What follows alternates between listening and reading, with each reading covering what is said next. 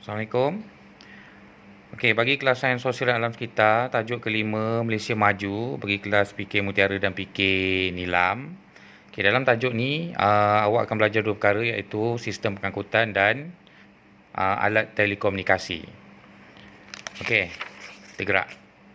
Baik, yang pertama untuk pengangkutan, awak semua akan belajar jenis-jenis pengangkutan iaitu ada 3 jenis pengangkutan iaitu pengangkutan air, pengangkutan darat dan pengangkutan udara. Okey, pengangkutan air secara umumnya ialah pengangkutan yang dijalankan di atas air. Sama ada sungai, tasik, pantai, laut dan sebagainya lah. Yang terapung di atas air tu kita panggil dia sebagai pengangkutan air. Okey, secara umumnya sejarah dia ni berkembang daripada secara tradisionalnya pengangkutan air ni bermula daripada sampan. Kemudian bila sampan tu dah bila semakin maju, maka terciptanya kapal layar. Okey, kemudian bila dah semakin maju terciptanya kapal wap dan seterusnya ialah kapal enjin. Okey, yang ada sekarang. Jadi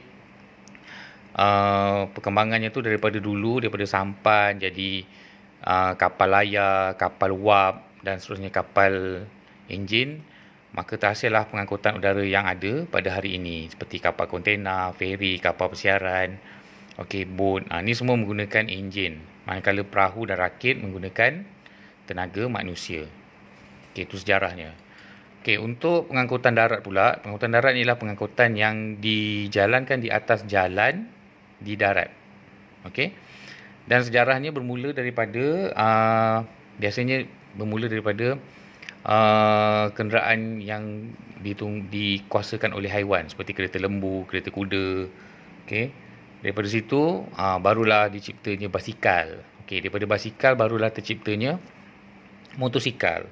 So daripada motosikal berkembang lagi maju menjadi kereta. Dan daripada kereta dia berkembang lagi menjadi lebih maju menjadi kereta api. Itu dia pengangkutan darat. So contoh-contoh pengangkutan darat yang ada pada hari ini ialah basikal, teksi, okey, lori, bas, kereta, motosikal dan beca lah. Jadi awak boleh fikirlah mana satu yang menggunakan kuasa tenaga manusia, menggunakan enjin dan menggunakan elektrik. Sekarang yang paling maju, kenderaan darat ni menggunakan kuasa elektrik untuk menggerakkannya. Okay, dan yang terakhir, pengangkutan udara. Pengangkutan udara yang biasanya kita nampak yang digunakan untuk mengangkut ialah helikopter dan kapal terbang. Tapi sebenarnya pengangkutan udara ni banyak. Ada roket, ada belon udara, ada kapal udara. Okey, itu kena Google lah apa benda kapal udara, belon udara, sebab contoh yang diberikan di sini ialah kapal terbang dan helikopter saja. Tapi roket, belon udara, kapal udara semua tu tak diterangkan. Okey. Secara umumnya dulu sejarahnya penghasilan kapal terbang ni memang dah lama lah. Daripada kapal terbang ni barulah berkembang menjadi kapal terbang yang ada pada masa sekarang. Okay, sebelum tu orang terbang menggunakan belon udara panas.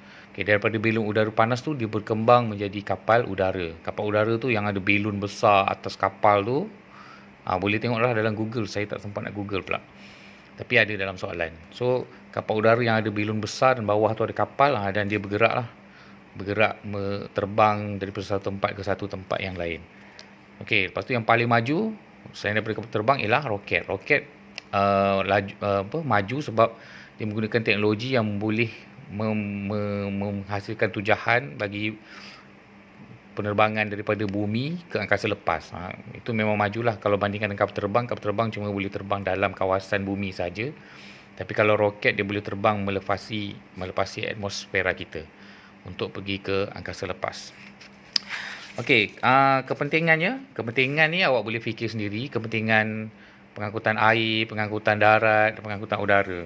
Okey, tapi untuk pengangkutan air ni yang paling penting ia boleh menghantar muatan yang lebih banyak daripada pengangkutan lain. Sebab bila pengangkutan air ni dia punya laut kan luas, jadi kita boleh cipta kapal yang paling besar untuk angkut paling banyak barang. Jadi bila angkut paling banyak barang dia dah jimat kos kat situ. Dia jadi penjimatan kos. Okey, untuk pengangkutan darat pula dia ni cepat dan mudah sebab dia dekat atas darat, so dia boleh pergi ke mana-mana ceruk yang ada lah. Tu dia punya kepentingan pengangkutan darat ni. Dan juga boleh menghantar barang cepat. Contohnya kalau kita nak hantar daripada Kulai ke KL, kita boleh naik lori untuk sampai dalam masa 3 jam, ataupun kita boleh nanti kalau ada kereta api laju, kita boleh pergi KL pun mungkin dalam 1 jam 2 jam saja pun dah sampai KL. So itu pentingnya pengangkutan darat. Tapi yang paling penting sekali untuk pengangkutan udara ialah dia dapat menjimatkan masa untuk perjalanan yang jauh. Sebab pengangkutan udara ni dia terbang melalui udara, jadi memang boleh menjimatkan masa sangatlah. Contohnya kita nak pergi haji, daripada Malaysia nak pergi ke Arab Saudi, kalau naik kapal laut dia mungkin memakan masa 3 bulan 4 bulan, kalau naik motor mungkin sebulan lebih. Tapi kalau naik kapal terbang, dia akan menjimatkan masa sehingga 8 jam saja kalau kita nak pergi Arab Saudi. Dekat situ memang kepentingan penerbangan udara ni untuk menjimatkan masa. Tapi kelemahannya pula, pengangkutan udara ni kosnya mahal. Okey, itu saja. Baik, untuk telekomunikasi, kat sini awak akan belajar 5 jenis alat telekomunikasi, iaitu telefon. Telefon ada macam-macam, tapi yang ada 3 jenis yang utamalah, iaitu telefon ganggang, telefon lama tu, telefon bimbit, macam model yang dulu 3210, dan juga telefon pintar yang awak ada sekarang. Telefon ni dia menghantar audio saja, maksudnya dia hantar suara saja. Tapi telefon pintar dia boleh hantar pelbagai, maksudnya dia boleh hantar suara, dia boleh hantar gambar, dia boleh hantar teks. Yang kedua, mesin faksimile. Faksimile ni dia boleh menghantar teks saja daripada satu tempat ke satu tempat. Maksudnya dia hantar surat bercetak. Maksudnya dia tak boleh hantar gambar. Dia cuma boleh hantar teks saja.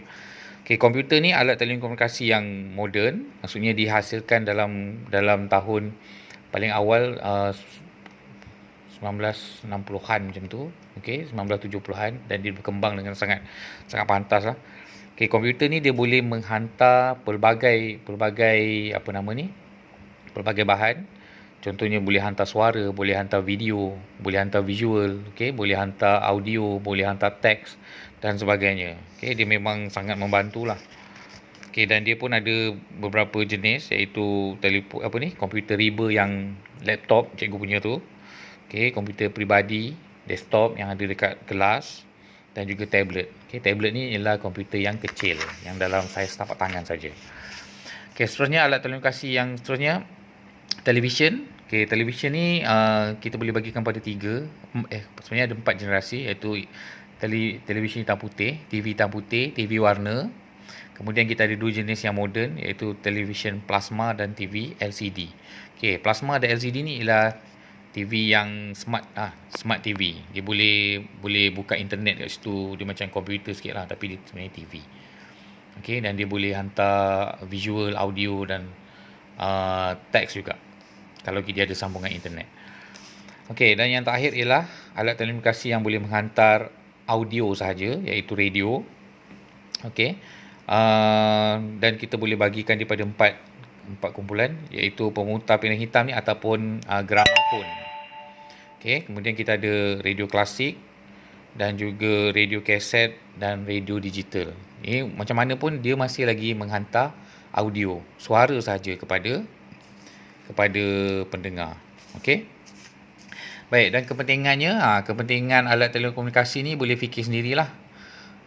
Ini memang kemahiran berfikir diperlukan, sebab alat telekomunikasi ni apa fungsinya? Yang penting dia merapatkan hubungan antara keluarga, meningkatkan urusan pentadbiran, memudahkan, mempercepatkan maklumat tepat, menjimatkan kos, dan juga boleh membuat pembelajaran secara maya ataupun e-pembelajaran yang macam awak tengah buat sekarang ni. Cikgu hantar video, cikgu hantar latihan melalui WhatsApp saja. Kita dah lama tak jumpa. Itulah fungsi dia. Kepentingan alat telekomunikasi. Bukan untuk buat TikTok saja. Itu sahaja. Yang penting untuk tajuk ni ada 2, iaitu sistem pengangkutan dan alat telekomunikasi. Awak kena tahu dan kena namakan jenis-jenis pengangkutan yang ada dan jenis-jenis alat telekomunikasi yang ada, kepentingan-kepentingannya. Saya akan bagi soalan, jawapan boleh rujuk daripada video dan juga gambar yang saya hantar melalui WhatsApp. Itu saja. Assalamualaikum.